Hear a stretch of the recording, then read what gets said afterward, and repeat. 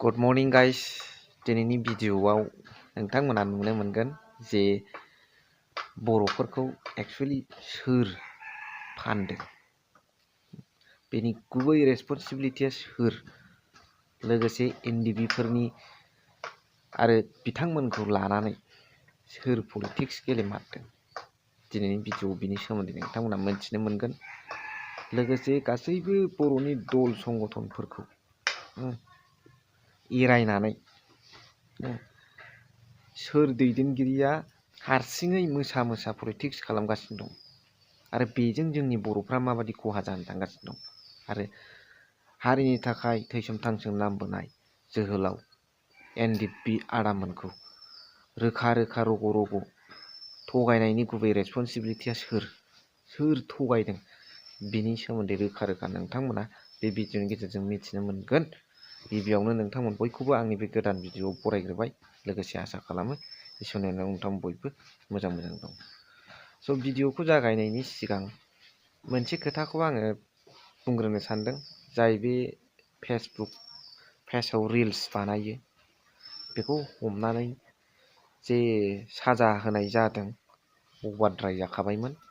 Reels बानायनो थाखाय गोबां कन्टेन्ट दं, कन्टेन्ट जोबा बे संसाराव बानाय कमेडि बानाय नाथाय नोंथांमोना जाबादि नैबे हमजानाया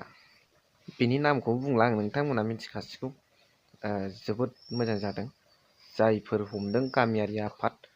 बा हमग्रानानै मोजां लामाजों लाबोग्रा जायफोर आफाद बिनि थाखाय आंनि गोसो गोरबोनिफ्राय बिथांमोननि थाखाय रोजा साबायखर। दा जोंनि बर'नि आंगो दख'नाखौ बिथांमोना फानदों। जों जेबादि दख'नाखौ लानानै गोग्गायो बेखौ बिथांमोना जिबादि आरजाथावै फेसनजों दिन्थिदों बे जोंनि थाखाय जोबोद लाजिथाव, फारसेथिं हारि हिसाबै जोबोद लाजिथाव जादों। दा दिनै बिथांजोखौ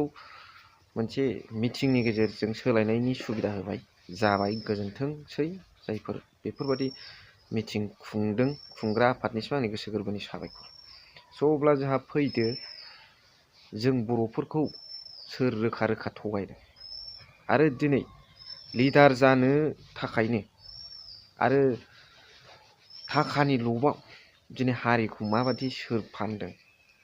हारिनि थाखाय थैस' थांस' हाबा मावबोग्रा जोहोलाव एक्स एनडिबि आदामोनखौ सोर रोखा थगायखो बेनि सोमोन्दै सासे दैदेनगिरिया रग' बुंलांदों बेखौ नोंथांमोना जोबजासिम खोनासंनानै कमेन्ट्स हरबानो जाबाय। अब्ला बे सार बुंनाय खोथाखौ खोनासंदो नोंथांमोना। जों आगोलनिफ्रायनो मोनबोबाय थादों जे 125 दा एमेन्डमेन्टखौ लानानै मोनसे भारत सरकारा रिभिउ खालामगासिनो दङ 10टा सिक्सफोरखौ लानानै। दा बे टाइमावनो जोङो रायजो राजाफोरनाव बेखौनो जोङो फोरमायनो नागिरदों जे 125 जे एमेन्डमेन्ट जानो थांगासिनो दङ बेयो जाहैबाय जोङो बुंनो थाङोबा मोनसे गल्डेन चान्स बर'फोरनि जुनै जे त्रिपुरा रायजोनि बा त्रिपुरा हादोरनिफ्राय जे प्रदुत देब बर्मा बिथांनि डिमान्डआव 40 बोसोर डिमान्ड खालामखांनायनि उनाव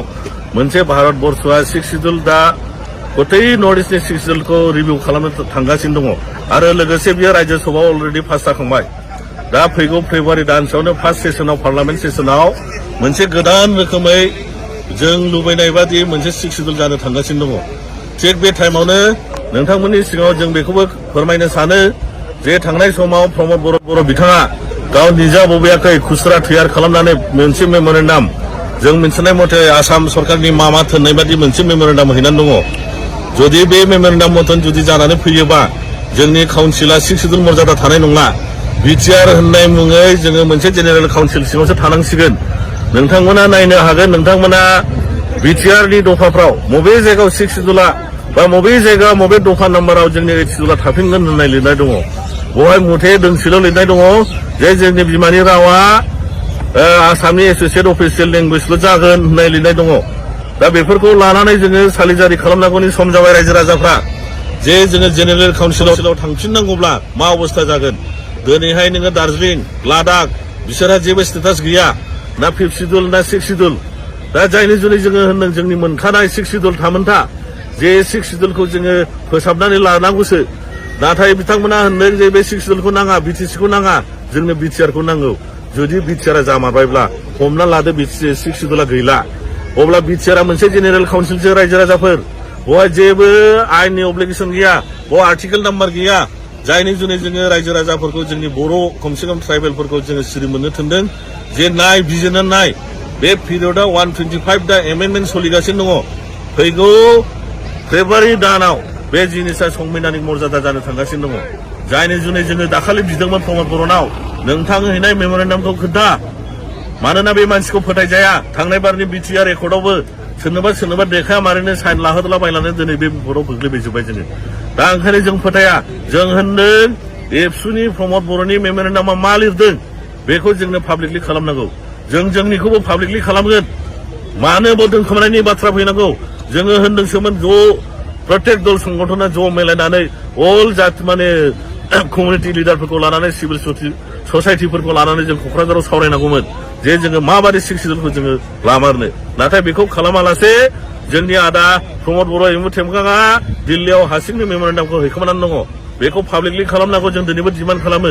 आरो बेखौ सावरायलानानै सिक्सडुलखौ जेन' परिबर्तित टाइमाव जोंनि ट्राइबेल माहारियानो सालायलांनो हाबाय थायो बे रोखोमै बुलेटफोरजों गावलाबो हाबाय बादि जों मोनसे सिक्सडुलखौ लुबैयो धन्यबाद अब्ला नोंथांमोना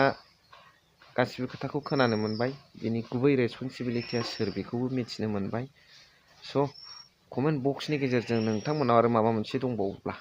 लिरनानै हरबानो जाबाय स' दिनै भिडिअखौ एसेखिनियाव फोजोबबाय थेंक इउ फर वाचिं लाभ इउ